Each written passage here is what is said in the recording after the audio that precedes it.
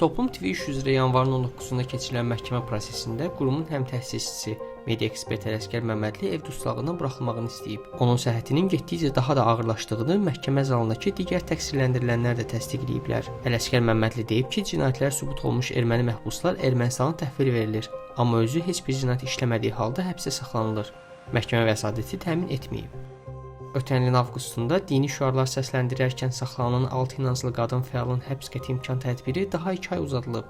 Təqsirləndirilən şəxslərdən Aytən İbrahimova 4 övladı olduğunu, ən kiçiyinin isə 2 yaşında olduğunu deyərək həbs müddətinin uzadılmasına etiraz edib. Stat: Uşaq çox ciddi psixoloji sarsıntı içindədir. Anasız qala bilmir. Bizim həbsimizi uzatmaq uşaqlarımızı anasız qoymaqdır. Statın sonu.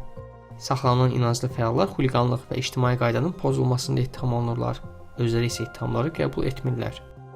Həbsdə olan bloger Rəşad Ramazanov saxlanıldığı 11 saylı cəza çəkmə müəssisəsində işgəncəyə məruz qaldığını və ağrılardan əziyyət çəkdiyini bildirib. O, qəzetçiyə ünvanladığı məktubda öldürüləcəyi ilə bağlı təhdid edildiyini yazıb. Stat: Şiddətli ağrılarım var. O dərəcədə ağrıyıram ki, zarıyıram və yanımda yatan məhkumlar səsimdən narahat olurlar. Rəis isə mənə dedi ki, qənimət sayda verdiyim müsahibədə 3 nəfər məhkumun öldürüldüyünü demisən. Elə etmə ki, 4-cü sən olasan. Statın sonu. 2022-ci ildə saxlanılan Ramazanov narkotik maddələrin qanunsuz dövriyyəsində ittiham olunaraq 5 il 4 ay müddətinə azadlıqdan məhrum edilib. Özü ittihamların saxta olduğunu bildirir. Hüquq müdafiəçiləri isə onu siyasi məhbus kimi tanıyırlar.